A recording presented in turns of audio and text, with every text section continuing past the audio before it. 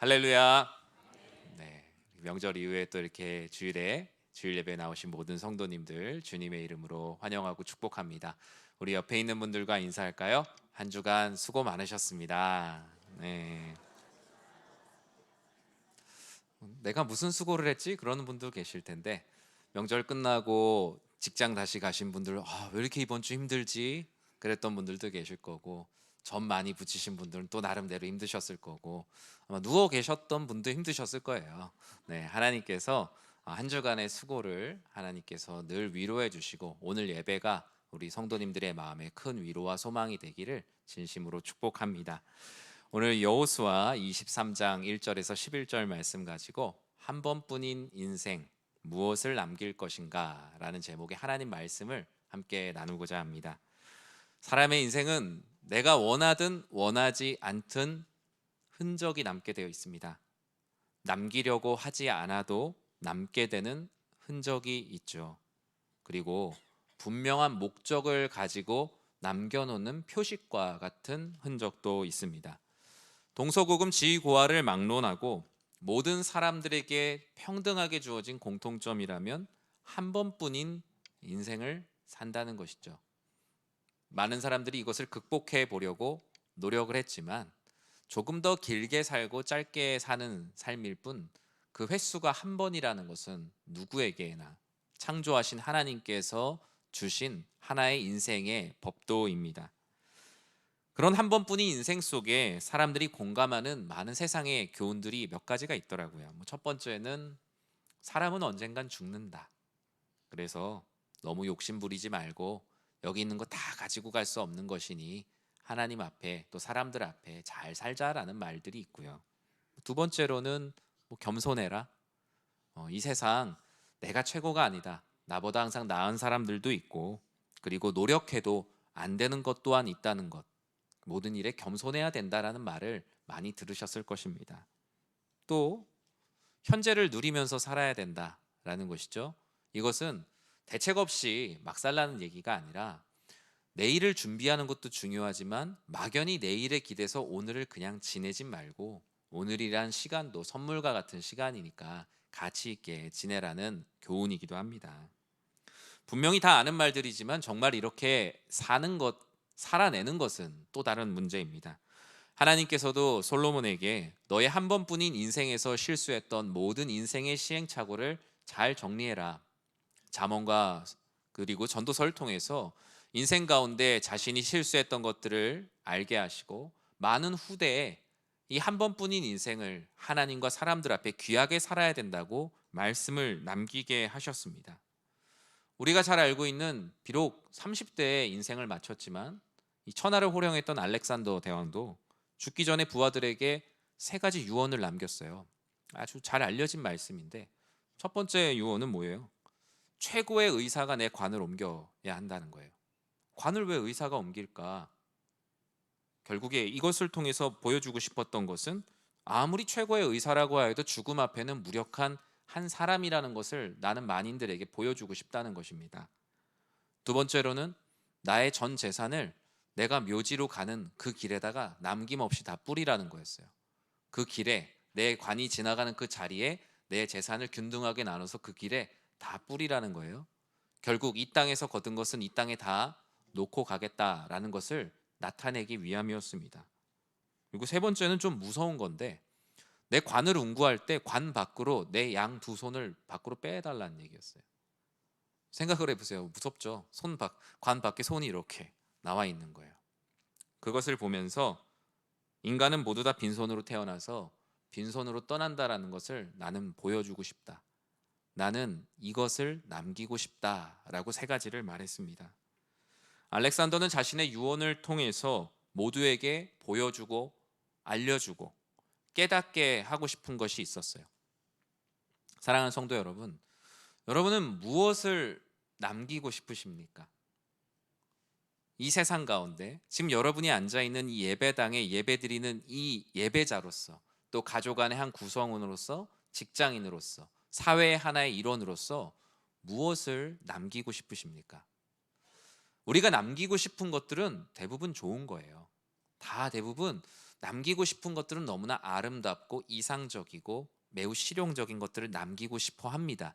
그런데 문제는 뭐냐면요. 내가 남기고 싶어 하는 것과 내가 남기면서 살아가는 것이 다르다는 거예요. 내가 남기고 싶은 것은 자녀들에게 정말 너무나 고매하고 대단한 순수한 신앙을 남기고 싶어요. 그런데 내가 남기면서 살아가는 것과 차이가 있는 거예요. 내가 자녀들에게 근면 성실함을 남기고 싶어요. 그런데 정말 내 삶을 돌아보면 내가 자녀들에게 남기고 싶은 근면 성실함을 내가 실제로 남기면서 살고 있는가 보면 거기에 엄청난 차이가 있는 거예요. 아이들에게 신앙이 최고라고 말하면서 남기고 싶다라고 말하지만 정작 내 삶을 보니까 저도 하나님 앞에 또 우리 자녀들 앞에 정말 그런 것을 남기면서 살고 있나 생각하니까 마음이 좀 복잡해지더라고요. 하나님께서는 이 여호수아를 통해서 사람이 남기고 싶은 것과 남기면서 살아가는 것에 대한 이 괴리감을 좁히고자 이 말씀을 주셨어요. 삶의 중요한 기점에서 자, 우리 생각해 보자. 남기고 싶은 것들이 있는데 실제로 우리가 그것을 남기면서 살고 있는가? 오늘 말씀을 통해서 점검해 보고자 하나님께서는 여호수아를 통해서 말씀을 주셨습니다. 어떤 상황이길래 갑자기 이렇게 유언하는 것과 같은 이 여호수아의 말씀이 주어졌을까? 우리 1절 말씀의 그 상황을 한번 볼까요? 같이 한번 읽어보겠습니다. 여호와께서 주위의 모든 원수들로부터 이스라엘을 쉬게 하신 지 오랜 후에 여호수아가 나이 많아 늙은지라. 오늘 본문의 상황은 달려갈 길을 맞춰가는 여호수아를 보여주고 있습니다. 1절은 말하죠. 열심히 달려온 가나안 정복 정책과 정착, 분배의 모든 과정이 마무리 단계에 이르렀다라고 말합니다. 여러분 매주 성경 잘 읽고 계시죠? 네, 지금 창세기 읽고 계셔도 돼요. 네, 창세기 지금부터 읽으면 되니까 새해가 다시 시작됐잖아요. 네, 열심히 읽으면서 쭉 따라오시면 좋을 것 같은데 여호수아가 이제 1장에서 강하고 담대하라 말씀 들으면서 막 시작했던 게 엊그제 같은데 벌써 여호수아가 나이가 많아 늙었다라고 오늘 본문은 말씀하고 있어요. 여호수아의 청년의 때를 기억해 봅니다. 모세가 아론과 훌이 옆에서 손을 받쳐주며 기도하고 있을 때 그 아말렉 전장에서 맨 앞에서 싸우던 젊은 청년 여호수아를 우리는 기억합니다. 그리고 출애굽의 놀라운 은혜, 홍해를 건너고 가나안 땅 앞에까지 갔던 시간들, 12 정탐꾼 중에 한 명이 되어서 하나님의 약속이 그들의 눈앞에 펼쳐지는 두려움보다 그는 훨씬 더 크게 보였기 때문에 그 앞에서 들어가지 말자라고 말하는 백성들 앞에서 자신의 옷을 찢고 거룩한 분노로 백성들의 바짓가랑이를 잡고 있었던 여호수아와 갈렙, 그 두 사람의 모습을 우리는 기억합니다. 그리고 모세의 뒤를 이어 지도자로 하나님께서 세우셔서 두려워할 때 어떻게 해야 될지 막막한 그에게 하나님께서 아주 유명한 이 말씀을 남기셨죠. 여호수아 1장 9절에 여호수아의 시작을 이렇게 말씀하고 있습니다. 같이 한번 읽어볼까요? 내가 내게 명령한 것이 아니냐? 강하고 담대하라. 두려워하지 말며 놀라지 말라. 내가 어디로 가든지 내 하나님 여호와가 너와 함께 하느니라 하시니라. 아멘. 어제 그저께 있었던 유치원 졸업 예배 때 제가 이 말씀을 전했습니다.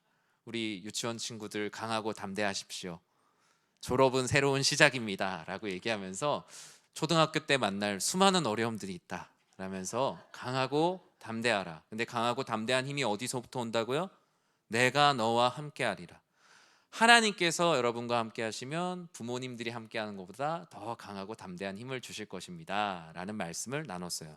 그것은 비단 우리 유치원 아이들에게만 필요한 말씀은 아니었습니다. 여호수아는 정말 이 말씀을 붙들고 수십 개의 성읍과 하나님이 말씀하신 대로 열심히 싸워 나갔습니다.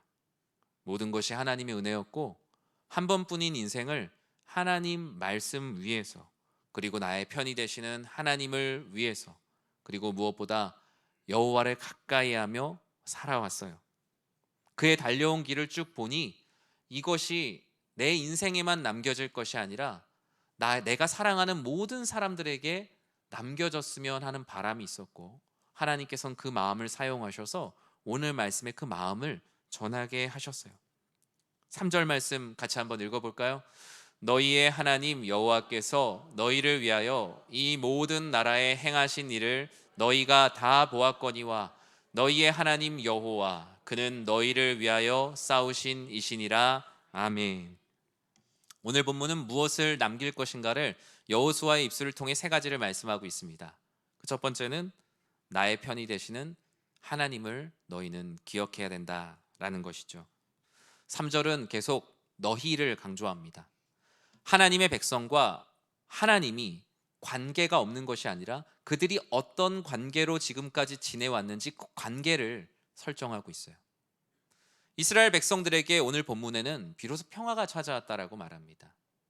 평화가 찾아오면 평안하기도 하지만 나른해지기도 하고 이 평화를 허락하신 분을 잊기에 딱 좋은 온도이죠. 그들의 마음 가운데 이 평화, 이 땅을 받은 것이 그들의 것이 되고자 하는 마음들이 스물스물 올라올 때 하나님께서는 여호수아를 통해 말씀하셨어요. 지금까지 이 모든 것은 나의 편이 되시는 여호와 하나님, 너희의 하나님이 계셨기 때문에 지금까지 왔다라는 것을 반드시 남겨주고 싶었습니다. 여호수아는 하나님께서는 우리 민족과 상관없이 방관하시는 분이 아니셨고 요단강을 건널 때부터 해가 지는 대해까지, 대해는 지중해를 말합니다. 해가 지는 이 지중해까지의 모든 땅들을 획득하는 데까지 너희의 하나님 여호와께서 싸우셨기 때문에 왔다는 것을 잊지 말아야 된다라는 말씀을 남겼습니다. 왜 이 모든 것들을 기억하라고 했을까요? 왜 하나님이 나의 편이라는 것을 반드시 기억하라고 했을까요? 모든 일이 주의 은혜임을 잊지 않기 위함입니다. 사람은 하나님이 나의 편이 되셔서 나를 위해 싸우셨다는 것을 잊는 순간, 그 순간부터 교만에 빠지게 됩니다. 너희의 하나님 여호와 그는 너희를 위하여 싸우신 이시라 라는 이 고백은 마태복음 16장에 있는 주는 그리스도시요 살아계신 하나님의 아들이십니다 라는 고백과 결코 다르지 않습니다. 여호수아가 고백했어요. 너희의 하나님 여호와 그는 너희를 위하여 싸우신 이시라 라는 고백은 여호와 하나님께서 싸우시며 우리를 구원하셔서 우리에게 생명을 주셨다. 주는 그리스도시요 살아계신 하나님의 아들이십니다 라는 고백과 결코 다르지 않아요. 사랑하는 성도 여러분, 여러분이 사랑하는 이들에게 무엇을 남기시겠습니까? 바로 이와 같이 우리를 구원하신 이가 여호와시요 항상 나의 편에서 싸우셨던 이가 앞으로 싸우실 이가 여호와 하나님이시라는 것을 남기는 모두가 되시길 주님의 이름으로 축원합니다.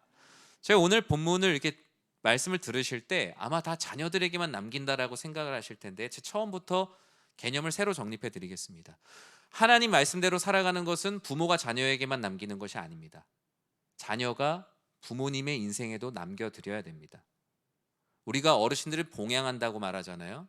그리고 부모님으로부터 무언가를 받는다고 말하지만 실제로 하나님 말씀대로 살아가는 인생을 자녀도 부모의 인생 가운데 남겨드려야 돼요. 부모님의 인생 가운데 내가 우리 자녀들을 믿음 안에 잘 키웠구나라는 그 삶의 기쁨을 자녀로서 하나님의 은혜 가운데 살아가는 모습을 보여드리는 거죠. 하나님이 나의 편이시고 아버지 하나님이 나의 주인이심을 이 삶 가운데 드러내면서 부모님의 인생 가운데 남겨드리는 거예요. 오늘 본문에서 말하는 이 여호수아의 당부는 어른이 자녀한테만 할 수 있는 것이 아니라 자녀가 부모님에게도 남겨드릴 수 있는 선물인 겁니다. 6절에 무엇이라고 이어서 말씀합니까? 같이 한번 읽어볼까요? 그러므로 너희는 크게 힘써 모세의 율법책에 기록된 것을 다 지켜 행하라. 그것을 떠나 우로나 좌로나 치우치지 말라. 아멘. 여호수아는 두 번째로 말합니다. 무엇을 남길 것인가? 말씀 위에서 인생을 살아야 된다라는 말씀을 남깁니다. 여호수아는 하나님 말씀을 지키는 것을 그냥 지키는 게 아니라 크게 힘써 지키라라고 말합니다. 한글 성경에는 크게 힘써라고 되어 있는데 원문의 뜻을 그냥 기계적으로 번역하면 꽉 붙들고 매달려라. 즉 하나님의 말씀을 지키는 것을 그냥 지키는 게 아니라 떨어지면 안 될 것처럼 꽉 붙들고 매달려라 라고 오늘 본문은 말씀하고 있습니다. 여러분 무언가에서 떨어지지 않기 위해서 꽉 붙들었던 시간들이 아마 있을 거예요. 저도 재작년 여름인가 이렇게 가평에서 무슨 보트 같은 걸 탔어요. 이렇게 풍선같이 이렇게 돼 있는 보트를 탔는데 너무 빨리 달리더라고요. 그래서 제 손이 이제 떨어지겠구나, 나는 이제 물에 빠지겠구나라고 생각했는데 인간의 초인적 힘이 있더라고요. 근데 더 놀란 건 뭐냐면요, 제 악력의 반의 반도 되지 않는 애들도 그 붙들고 있더라고요. 안 떨어지려고. 꽉 붙든다라는 것이 바로 그런 겁니다. 말씀 위에서 인생을 산다라는 것, 그냥 되는 것은 하나도 없어요. 말씀대로 살아가는 것은 어떻게든 떨어지지 않으려고 꽉 붙들고 버티는 것이 말씀 위에서 살아가는 거지, 그냥 내가 이력서에다가 기독교 이렇게 쓴다고 말씀 위에서 살아가는 게 결코 아니에요.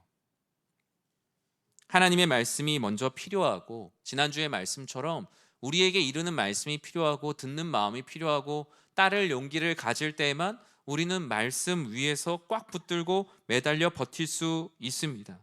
말씀 위에 살려면 우리는 단단한 결심과 강한 결단, 그리고 흔들리지 않는 기준이 필요한데, 이 다짐과 결심 또한 하나님 말씀 안에서 우리는 찾아갈 수가 있어요. 다른 모든 기준은 사실 변합니다.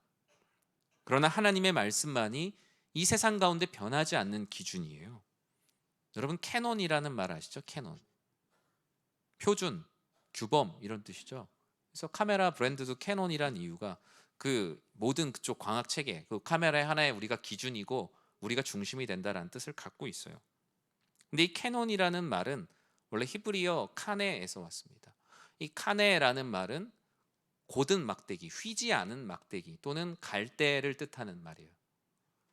왜 이 갈대라는 말이 기준이라는 뜻이 됐을까? 이 카네라는 것은 갈대 한 마디를 말해요. 그러니까 우리 보통 길이를 잴 때, 야, 이거 사람 한 길 정도 되겠는데 라고 말하죠. 그리고 성경에 나오는 대표적인 그 측량의 단위인 규빗이라는 것도 요 손 끝에서부터 팔꿈치까지, 사람마다 저마다 다르지만 대략 한 40에서 45cm 정도 되겠구나 라고 생각을 합니다. 이 갈대란 단어, 카네가 그 당시에 어떤 물건을 재는 하나의 기준이 되었어요. 여호수아는 하나님의 말씀이 바로 너희의 카네, 너희의 캐논이 되어야 한다라고 말씀합니다. 앞으로 가나안 땅에서 얼마나 많은 유혹이 있겠습니까? 성을 점령하여 나갈 때는 아쉬운 마음이 있으니까 하나님을 의지했지만, 이젠 땅도 다 정복하고 정착해서 분배까지 했는데 하나님이 하나님으로 보이지 않는 때가 얼마나 많이 오겠습니까? 하나님께서는 여호수아를 통해서 너희는 말씀 위에서 너희의 인생을 살아야 한다, 말씀 위에서 달려야 된다라고 권면하고 있어요. 말씀을 떠나서는 우리가 곧게 달릴 수 없기 때문이에요. 말씀 위에서 살아간다라는 것은 철길 위에 기차가 달리는 것과 같아요. 아무리 빨리 달릴 수 있는 기차가 있다 하더라도요, 철길 밖에서는 달리는 것 같지만 달리는 게 아닙니다. 우리는 철길 밖으로 벗어난 걸 뭐라 그래요? 탈선이라고 합니다. 탈선. 아무리 멋진 기차로 300, 400km를 달린다고 하여도 하나님께서 이 철길 위에서 달리라고 하신 말씀 위에서 달릴 때만이 우리는 종착지에 도착할 수 있지, 밖에서 다른 사람들이 볼 때 아무리 멋진 모습으로 달린다 해도 하나님께서 원하시는 결과를 낳지는 못해요. 그동안 한국교회 신앙의 전수가 여기에서 문제가 생겼다라고 많은 전문가들은 말합니다. 자녀들에게 하나님 말씀 위에서 잘 달려야 된다라고 인생을 가르쳐야 되는데, 언제부턴가 성공과 우리의 즐거움으로 인해서 자녀들에게 이 길 말고 옆으로 가도 된다라고 말했다는 거예요. 비슷한 철길을 보여주면서 이쪽으로 가도 된다고, 너가 달리고 싶은 대로, 너가 하고 싶은 대로 달려, 나중에 보면 만나는 데가 있어. 누가요? 그냥 있어. 만나는 데 언젠간 하나님의 뜻이 있으니까 만날 거야. 하나님의 뜻을 곡해해서 언젠간 만날 거라는 무책임한 말을 부모 세대가 자녀들에게 했던 때가 있었어요. 근데 나중에 보니까 어떻게 돼 있어요? 너무 멀어져 있는 거예요. 처음에는 옆으로 1도 2도 정도 벗어나서 간다고 생각했는데 나중에 보니까 어디 가 있는지조차 보이지 않아요. 두 개의 철길이, 세 개의 철길이 있는 것처럼 하나님 말씀 위에서 우리의 다음 세대들이 달리지 못하고 오히려 더 빠른 속도로, 더 멋진 모습으로 달려야 된다라고 가르쳤던 우리 안에 연약함들이 있었어요. 여러분, 완행 열차를 타보셨습니까? 저마다 지금 요즘 세대의 완행 열차라고 하면 아마 무궁화호라고 얘기할 거예요. 예, 제 세대의 완행 열차는 제가 비둘기호까지 타봤거든요. 통일호를 타면요, 청량리역에서, 제가 정확히 기억을 합니다. 타봤기 때문에 저녁 6시에 기차를 타잖아요. 그러면 부산역에 새벽 6시에 도착합니다. 그리고 청량리에서 새벽 6시에 출발하면 부산역에 저녁 6시에 도착을 해요.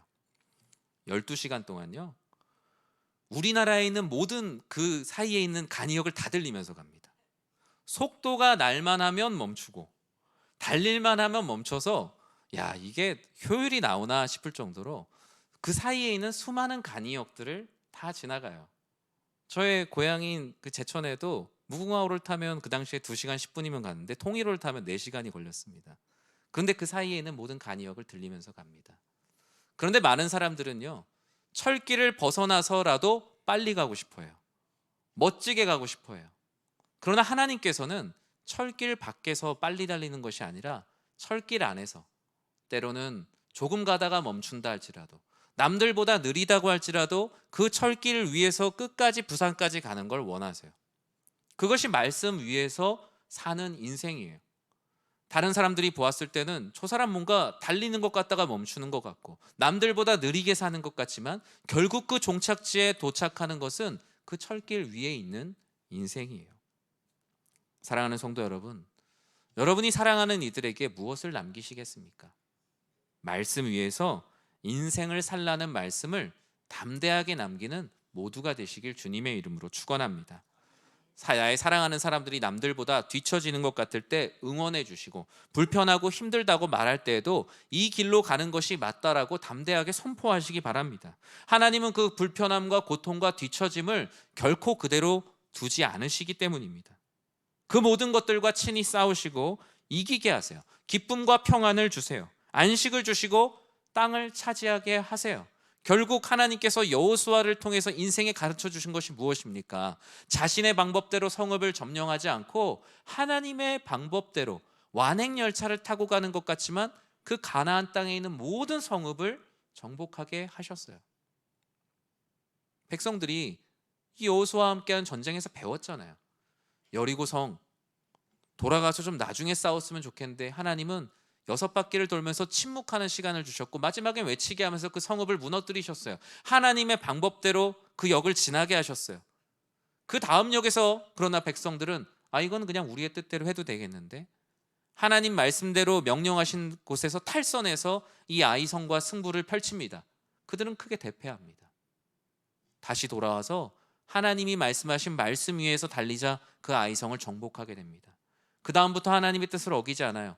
그 뒤에 이어질 거의 30개의 성읍들 하나하나를 마치 간이역을 지나는 그 마음으로 하나하나 다 지나고 결국 하나님이 약속하신 땅을 정복하고 분배를 받게 돼요. 사랑하는 성도 여러분, 전 여러분들의 삶이 말씀 위에서 때로는 느릴지라도 정진하는 인생이 되기를 주님의 이름으로 축원합니다.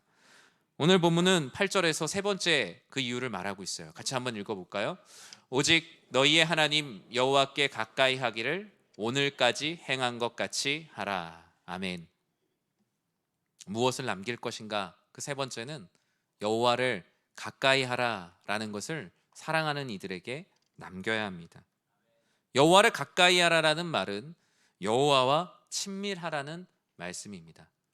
저는 이 친밀이라는 한자를 되게 좋아합니다. 친밀이라는 것이 무엇입니까? 친할 친자에다가 빽빽할 밀자를 씁니다. 사람과 사람의 관계가 있는데 그 사이가 친함이라는 나무로 울창한 숲을 이루어서 다른 어떤 나무도 심길 수 없을 정도로 빽빽한 거예요. 다른 어떤 욕심도, 다른 어떤 가치관도 어느 누구도 틈탈 수 없을 만큼 빽빽하게 숲을 이루고 있는 그 상태. 하나님께서는 하나님의 백성들이 여호와와 친밀하길 원하세요. 하나님과 가까이 있다라는 것이 무엇입니까? 하나님과의 친함이 빽빽한 숲을 이루고 있는 모습이에요. 신명기 4장 4절에 보면 여호와를 가까이 하는 자들의 복이 무엇인지 말씀하고 있습니다. 같이 한번 읽어볼까요? 오직 너희의 하나님 여호와께 붙어 떠나지 않은 너희는 오늘까지 다 생존하였느니라. 아멘. 모세가 광야 생활을 마친 백성들을 모아놓고 한 말이에요. 다 모였을 때 그들에게 말했어요. 우리가 살아있는 이유, 여호와께 붙어 떠나지 않았기 때문이다. 우리가 여호와를 가까이 했기 때문이다. 우리의 생존의 비결은 여호와 하나님을 가까이 했기 때문이라며 광야 생활을 마친 백성들을 위로하고 힘을 주었습니다. 여호와를 가까이 하는 자, 여호와를 붙어 떠나지 않은 자만이 다시 가나안 땅 앞에 왔다. 우리는 굳은 마음으로 주께 붙어 있는 것을 우리의 삶 가운데 남기며 살아야 합니다. 우리 자녀들에게 하나님을 가까이 해라 라는 것을 남기고 싶다면 내가 하나님을 가까이 하는 것을 남겨야 돼요. 내가 남기고 싶은 것을 남겨야 남는 거잖아요. 내가 자녀에게 나는 자녀에게 한 100억을 남기고 싶어. 그러면 100억을 남겨야 100억을 받잖아요. 똑같아요. 자녀에게 나는 믿음을 남기고 싶어. 그러면 믿음을 남기면서 살아야 하는 것입니다. 9절에 보면 그 이유를 무엇이라고 말씀합니까? 같이 한번 읽어보겠습니다. 이는 여호와께서 강대한 나라들을 너희의 앞에서 쫓아내셨으므로 오늘까지 너희에게 맞선 자가 하나도 없었느니라. 아멘. 여호수아는 우리가 하나님을 가까이 해야 되는 이유를 멀리서 찾지 말자라고 말해요. 우리가 지나온 모든 세월들이 신실하신 하나님의 은혜, 그분을 가까이 했기 때문에 지금까지 우리가 이렇게 살아왔음을 고백합니다. 우리가 어떻게 그 강대한 나라들을 맞서 싸울 수 있었냐? 지금 어떻게 우리가 이렇게 평화를 누리고 있냐? 이 모든 것 여호와를 가까이 했기 때문 아니겠냐? 그러면 우리에게 남겨진 것을 우리도 후대, 나의 사랑하는 이들에게, 오히려 주님을 알지 못한 나의 부모님에게, 친구들에게 남겨야 되지 않겠냐? 여호수아는 권면하고 있어요. 우리의 능력이 아니라 여호와를 가까이 했기 때문에 지금까지 왔다. 이스라엘 백성들은 광야에서 사느라 조직력도 군사력도 대단한 기술도 무기도 없었어요. 맨손 인생, 빈손 인생이었던 그들도 하나님께서 그들이 하나님을 가까이 하자 그들의 친구가 되어주셨고 그들의 어머니가 되어주셨고 아버지가 되어주셨고 무엇보다 그들을 구원하시는 하나님이 되어주셨어요. 여호와를 가까이 하는 자들에게 얼마나 큰 능력을 주십니까? 10절에 이와 같이 그 능력을 말씀하고 있어요. 같이 한번 읽어보겠습니다. 너희 중 한 사람이 1000명을 쫓으리니 이는 너희의 하나님 여호와 그가 너희에게 말씀하신 것 같이 너희를 위하여 싸우심이라. 아멘. 하나님을 가까이 하니 가까이 계시는 하나님께서 우리를 위하여 싸우신다 라고 말씀하세요. 하나님을 가까이 하는 것은 이 전쟁과 같은 우리가 이길 수 없는 세상 가운데 하나님을 나의 가장 가까운 우군으로 두고 살아가는 인생입니다. 여호와를 가까이 하는 한 사람이 오늘 본문에서는 1000명을 쫓는다라고 말합니다. 일당 100이 아니라 일당 1000을 말하고 있어요. 여호와를 가까이 하는 그 한 사람을 위하여 하나님께서 싸워주시기 때문이에요. 여호와를 가까이 하며 말씀 위에서 살아가는 삶이 얼마나 복됩니까? 한 사람의 말도 우리의 마음 가운데 얼마나 위로가 될 때가 있습니까? 내 삶에 어려울 때 그 사람의 말도 얼마나 큰 힘이 될 때가 있어요. 저도 저희 큰아버지께서 저에게 초등학교 때부터 이렇게 늘 말씀하셨던 것이 있습니다. 두 가지인데 첫 번째는 사람의 진심은 언젠가는 만난다는 거예요. 그러니까 너가 진심으로 대한 것이 있다면 오해가 있을 거 억울한 일이 있더라도 결국에 그 진심은 통하게 되니까 진심으로 대하면 된다라는 거였어요.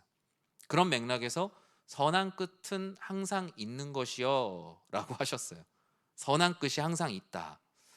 어릴 때 들을 때는 그런가 보다 했는데 삶을 살다 보니까 여러분 진심이 통하지 않을 때가 얼마나 많습니까? 나는 이런 의도에서 이 일을 했는데 상대가 내 진심을 곡해하고 억울할 때 많잖아요. 근데 그럴 때 이미 돌아가신 지 30년 가까이 되신 큰아버지 말씀이 떠올라요. 진심은 결국 통하는 거니까 계속 진심으로 대해야지. 선한 끝은 있는 거니까 선한 일을 계속해야지. 하나님 말씀이 아닌 사람의 말도요, 그 말씀 위에서 살고 그 말씀에 가까이 하면 얼마나 큰 힘이 됩니까? 그런데 하나님의 말씀은 어떻겠어요? 하나님 말씀 위에 살아갈 때 한번 상상해 보세요. 우리 자녀들이 정말 삶이 힘들 때, 아, 하나님이 나의 편이 되신다는 우리 어머니 아버지께서 하셨던 말씀 꼭 기억해야지. 정말 내가 인생이 외롭고 힘들 때 하나님께서 언제나 나의 편이 되신다는 게 나의 삶의 가장 큰 위로가 된다는 것. 또 하나님께서 나에겐 능력이 없지만 여호와 하나님을 가까이 하면 내가 1000명도 대항할 수 있다는 하나님의 말씀, 얼마나 큰 힘이 되겠습니까? 말씀을 맺습니다. 우리의 인생은 한 번뿐인 인생이에요. 내가 하고 싶은 것 하고 싶을 때 보통 이런 말 하잖아요. 아, 내가 2번 살면은 한 번 정도는 저렇게 살아볼 텐데. 왜 그런 말을 하죠? 우리 믿는 사람들은 한 번 사는 인생 하나님 앞에 잘 살아야 된다는 것 누구보다 잘 알고 있거든요. 여러분의 삶 지금 무엇을 남기고 싶으십니까? 그리고 무엇을 남기면서 살고 있으십니까? 이것이 하나가 되도록 싸우는 일이 신앙생활입니다. 내가 남기고 싶은 것을 내가 남기면서 살아가야 합니다. 하나님 말씀대로 살아야 된다고 입으론 말하지만 내 삶이 다른 길 위에 있다면 빨리 하나님 말씀 위에 내 삶을 다시 올려놔야 우리의 열차는 철길을 향해 달려나아갈 수 있습니다.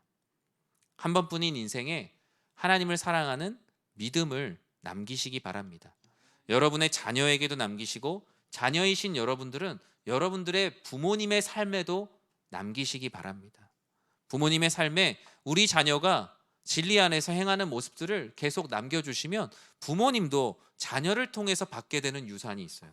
유산이라는 것은 먼저 죽는 사람만 남기는 것이 아니라 뭐라 그랬어요? 남기면서 사는 거기 때문이에요. 그래서 5살, 6살 되는 자녀도요, 30살, 40살 되는 어머니, 아버지께 유산을 남길 수가 있는 거예요. 믿음의 유산은요, 증여세, 상속세도 없어요. 우리가 재산 어떻게든 조금이라도 더 남기려고 막 변호사도 만나고 되게 노력 많이 하잖아요. 세무사도 만나고. 그 이상으로 우리가 믿음을 남기는 데 최선을 다해야 되지 않을까요? 거기에는 세금이 아니라 오히려 이자가 붙잖아요. 하나님께서 베풀어 주시는 은혜와 소망과 풍성한 은혜가 거기에 이자로 더 붙어요. 우리가 무슨 일에 최선을 다해야겠습니까? 여러분, 이번 주에 저랑 약속 하나 하십시오. 숙제입니다. 오늘 여호수아 23장과 같이 여러분이 지금 남기고 싶은, 사랑하는 자녀들과 부모님에게 남기고 싶은 것을 적어보시고, 그리고 내 자신의 모습을 돌아보며 내가 남기고 싶은 건 이건데 내 인생을 보니까 난 너희들에게 지금 이걸 남기고 살아가는 것 같아. 한번 회개하는 마음으로 저도 적어보겠습니다. 그러면서 우리가 정말 우리 가정이 서로가 서로에게 남겨야 될 가치가 무엇인지 가족들과 이야기하고, 아니면 부부가 서로 나누는 시간을 통해서 하나님 말씀대로 정말 하나님의 뜻대로 살아가는 가정이 되기를 전 진심으로 축복합니다. 꼭 도전해 보십시오. 내 업적과 내 성과와 내 직분과 이름이 남는 것이 아닙니다. 차라리 신앙생활이, 저는 가끔은 성경적이진 않지만 신앙생활이 호봉제라면 어떨까라는 생각도 해봤어요. 차라리 호봉이면 뭐 어쨌든 나이가 들면서 무조건 신앙생활 좋아지는 거잖아요. 더 하나님 앞에 신실해지는 거잖아요. 신앙생활이 호봉제면 걱정이 없겠다라는 생각을 해요. 30년 후에 30호봉 더 쌓일 거니까. 그런데 그렇지가 않아요. 올해 많은 연봉을 받았다 내년에 다 깎일 수도 있는 게 우리의 신앙생활이기 때문입니다. 결국 내가 남기면서 살아가는 것이 하나님 아버지께서 보시는 가장 큰, 우리를 보시는 하나님의 시선입니다. 우리 23장 11절 말씀 같이 한번 읽어볼까요? 그러므로 스스로 조심하여 너희의 하나님 여호와를 사랑하라. 아멘. 여호수아는 자신이 남긴 말을 이렇게 결론을 짓고 있어요. 조심하자. 뭘 조심합니까? 내가 무엇을 남기면서 사는지. 내가 남기고 싶다라고 입으로 외치는 것과 내가 남기면서 살아가는 것이 무엇인지 우리를 끊임없이 돌아보자. 그것을 돌아볼 때 하나님께서 더 복을 주실 것이고, 결국 이 돌아보는 모든 과정이 여호와 하나님을 사랑하는 것이다. 사랑하는 여러분들이 살을 맞대고 살아가는 모든 이들에게 그와 같은 하나님 사랑을 남기시기 바랍니다. 그리고 여러분들이 예배드리는 이 자리도 그와 같은 하나님을 사랑하는 흔적들이 남겨져 가는 우리 교회가 되기를 주님의 이름으로 간절히 축원합니다.